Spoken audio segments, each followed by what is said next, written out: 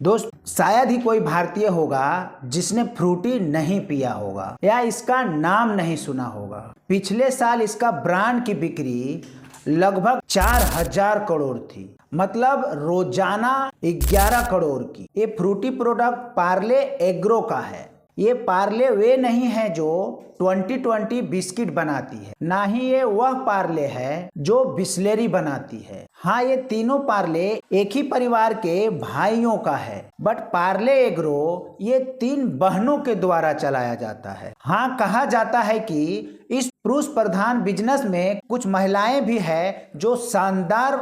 इसमें से यह ग्रुप बहुत महत्वपूर्ण है। यह 3 बहनें हैं, सैना, आलिशा। आज के इस वीडियो में जिसके बारे में मैं बात करने वाला हूँ वे महिला हैं नदिया चौहान। वे पार्ले एग्रो ग्रुप की मार्केटिंग ऑफिसर हैं और जब उन्होंने 2023 में पार्ले ग्रुप ज्वाइन किया था तब उनका उम्र महज 17 साल था। तब फ्रूटी की बिक्री केवल 300 करोड़ थी। अब उन्होंने पार्ले एग्रो ग्रुप की बिक्री और इसमें फ्रूटी की बिक्री अकेले 400 करोड़ है। इस कंपनी के पास वैली पैकेज ड्रिंकिंग वाटर और एप्पी फिज जैसी और भी प्रोडक्ट है। अब आप सोच रहे होंगे कि जैसे ही हमने पार्ले का नाम सुना हमें पार्ले जी 2020 मोनाको क्रैक जैक याद आ जाती है। आपको आज के वीडियो में पार्ले ग्रुप की पूरी कहानी बताऊंगा जो शायद आप जानते भी हो या ना भी जानते हो। जैसे ये ग्रुप कब शुरू हुई, ये 3 टुकड़े में कैसे बटा, कौन सा टुकड़ा किसका ध्यान रखता है और कौन सा ग्रुप कौन सा प्रोडक्ट बनाता है। तो आप आज के वीडियो में पार्ले ग्रुप के बारे में सब कुछ जानेंगे। आज की डिटेल्स में हम एक और चीज की बात करेंगे। ऐसे में फ्रूटी लॉन्च हुआ, ये बाजार के भीड़ में एक अलग पहचान कैसे बनाता है और आज ये 400 करोड़ की बिक्री कर रहा है। इस बीच आप मार्केटिंग स्ट्रेटजीज और पैकेजिंग के बारे में बहुत कुछ सीखेंगे, तो इस वीडियो को लाइक करना मत भूलिएगा। और अगर आप अभी तक चैनल को सब्सक्राइब नहीं किए हैं तो आप किसका इंतजार कर रहे हैं, चैनल को अभी सब्सक्राइब कर लीजिए। तो चलिए वीडियो को कंटिन्यू करते हैं। पार्ले ग्रुप की शुरुआत जो हुई थी 1929 में मनमोहन लाल चौहान ने शुरू की थी। और पार्ले ग्रुप कहाँ शुरू की थी? ये कंपनी विले पार्ले में शुरू हुई थी। शुरुआत में उन्होंने सिर्फ और सिर्फ एक बेकरी का बिजनेस शुरू किया था। पानी, ब्रेड, रस, टोस्ट, उन्होंने ये सब बनाया, लेकिन उन्होंने यह काम 10 साल तक किया पर ज्यादा सफलता नहीं मिली। बड़ी सफलता और ब्रेक थ्रू 1939 में मिला, यानी 10 साल बाद उन्होंने जब बिस्किट बनाना शुरू किया। जैसे पार्ले जी, उन्होंने काम शुरू किया लेकिन मार्केट में नहीं बेचा। उनके पास केवल सिर्फ और सिर्फ ब्रिटिश सैनिक को ही सप्लाई करने का लाइसेंस था, तो वे सिर्फ और सिर्फ ब्रिटिश आर्मी के लिए ही बिस्किट बनाते थे। 1947 में जब देश को आजादी मिली उन्होंने कहा ब्रिटिश आर्मी अब चली गई है, अब इसे खुलकर मार्केट में बेचो। उस समय मार्केट में ग्लूकोज बिस्किट के नाम पर ब्रिटिश बिस्किट बिकते थे, इसलिए उन्होंने स्वदेशी खेल खेला। उन्होंने कहा तुम सब विदेशी बिस्किट क्यों खा रहे हो, लोकल बिस्किट खाओ। वे ग्लूकोज वाले, हमारा बिस्किट पार्ले।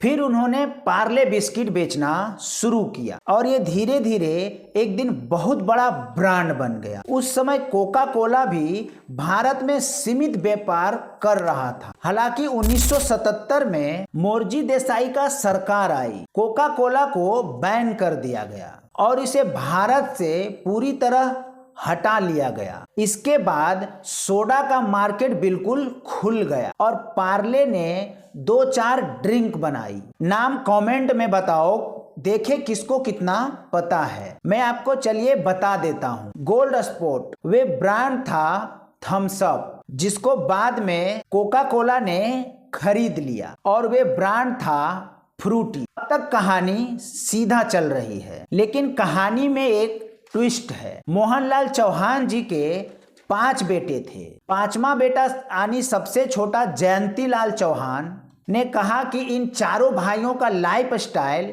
अलग है, मुझे कुछ अलग अपना करना है और मैं अपना अलग बिजनेस करूंगा। तो जयंतीलाल चौहान ने अपना अलग बिजनेस शुरू किया। उस कंपनी का नाम है पार्ले एग्रो, जिसका प्रोडक्ट ब्रांड आज के वीडियो में जो बता रहा हूं वो फ्रूटी है, जिसके बारे में हम आज विस्तार से बात करेंगे। अब इसके बाद कितने बचे? 4 भाई। इनमें से भी एक भाई ने वही किया, मैं भी अलग बिजनेस करूंगा और मैं अलग हो जाऊंगा जैसे उन्होंने किया था। वे था रमेश चौहान। जब उसने अलग किया पैकेज ड्रिंकिंग वाटर का, वे ब्रांड कौन सा है? बिसलेरी। अब पार्ले जी का 3 ग्रुप है। एक ग्रुप में 3 भाई साथ बैठते हैं, ये मुख्य ग्रुप है पार्ले प्रोडक्ट का। इसके प्रोडक्ट्स क्या है? पार्ले जी 2020, मोनाको, क्रैक जैक, किस्मी बार।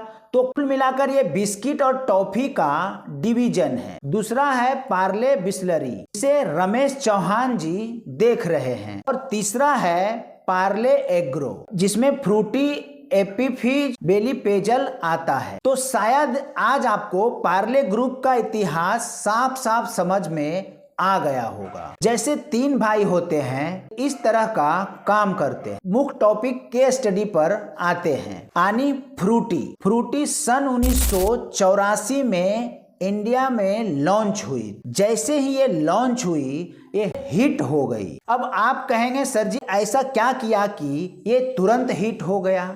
इसके कई कारण था। पहला कारण था पैकेजिंग इनोवेशन। उस समय का क्या सीन था को अगर याद है, अगर आपको कोई ठंडा पेय पीना है तो दुकान पर जाकर एक कांच की बोतल लेनी पड़ती थी। आपको वहीं पे पीना है और वो बोतल को दुकान में वापस रख के आना है। अगर आपको पास के दुकानदार आपको जानता है तभी जाकर आपको घर पे ले जाने की अनुमति देती थी, और अन्यथा आपसे 2 रुपया 3 रुपया चार्ज किया जाता था एक्स्ट्रा मनी में, ताकि वो सिक्योरिटी मनी आपसे लेता था, बोतल का चार्ज ले लेता था 2 रुपया 3 रुपया। आप बोतल जब वापस करके जाओगे तब जाकर के आपको वही 2 रुपया 3 रुपया वापस कर दिया जाएगा। तो इस तरीके से कुछ सिस्टम चलता आ रहा था। उसी बीच एंट्री हुई फ्रूटी का। पार्ले एग्रो भारत की पहली कंपनी थी जिसने ट्रेड पैक लॉन्च किया। यह एक प्लास्टिक ट्रेड पैक था और ये सबसे पहले लॉन्च किया गया और इसे हरे पैकेट में लॉन्च किया गया था। तो उनके पहले सफलता का कारण क्या था? Fast mover advantage. आसपास कोई कंपटीशन नहीं है, ये एकदम अनोखा है। उनकी सफलता का दूसरा कारण था भारत का पसंदीदा प्रोडक्ट चुनना। भाई अगर तुम आम की टॉफी लॉन्च करोगे तो आम बाइट हिट होगी। जब तुम मार्केट में जाओगे तो कोई भी दुकानदार नहीं मिलेगा जो आम का जूस ना देती हो। जो दुकान आम का जूस देती है वे अपने आप में सफल दुकान है। तो आम भारत का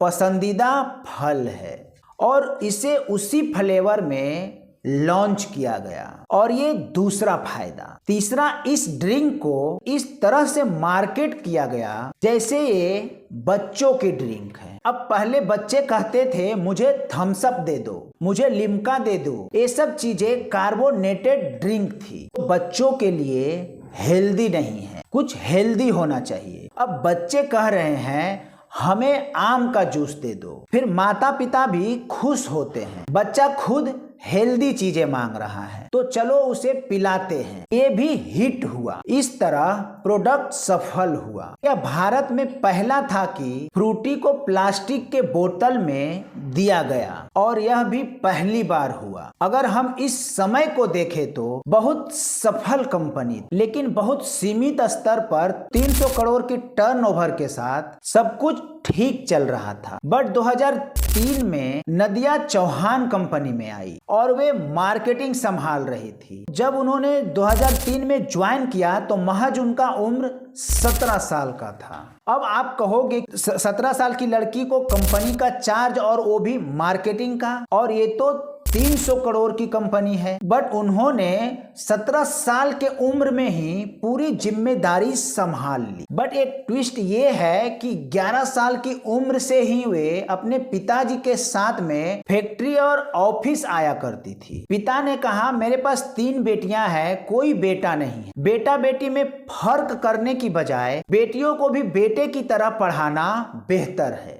और ये मरवाड़ी और गुजराती समुदाय की मुख्य बात है। बच्चों को बहुत ही छोटे उम्र से ही बिजनेस सिखा दिया जाता है और बिजनेस में शामिल भी कर दिया जाता है। मैं आप लोगों को एक बात बताना चाहता हूं, अगर आपका कोई भी बिजनेस है और आपका कोई भी औलाद है, बेटा हो या बेटी हो, और आप चाहते हैं कि मेरे बाद मेरा बिजनेस को मेरे बच्चे संभाले, तो अभी से ही उसे बिजनेस में इन्वॉल्व कीजिए और अपने फैक्ट्री में लाना ले जाना स्टार्ट कीजिए, या तो अपने ऑफिस में उन्हें 1-2 घंटे के लिए बुलाइए। इस तरीके से उन्हें बिजनेस का प्रॉपर नॉलेज होगा, क्योंकि आगे चल के आपका बिजनेस को वही संभालने वाले हैं। अगर आप बिजनेस की बात कान में डाल दी जाए तो फिर उनका रुचि भविष्य में बिजनेस के प्रति बढ़ जाएगा। नदिया चौहान ने 17 साल की उम्र में कंपनी का बागडोर संभाला और संभालने के बाद में कंपनी को इतना प्रॉफिट दिलाया, मार्केटिंग के अलग अलग स्ट्रेटेजीज अपना करके, कि कंपनी का अभी टर्नओवर 4000 करोड़ है। कहाँ 300 करोड़ था और आज कहाँ 4000 करोड़ है। 2023 में 300 करोड़ और अभी के टाइम में कंपनी का टर्नओवर 4000 करोड़ से भी ऊपर है। पहला फैसला लिया, फ्रूटी हरे पैकेट में आता है जबकि आम का रंग पीला होता है और तुम इसे हरे में बेच रहे हो, अभी के अभी इसे पीला कलर में करो। और उनका यह पहला फैसला था। तो आज के वीडियो में बस इतना ही। नेक्स्ट पार्ट में जानेंगे कि कैसे अलग अलग स्ट्रेटेजीज अपनाकर नदिया चौहान ने आज कंपनी को टॉप रैंक पर लेके जा चुके हैं।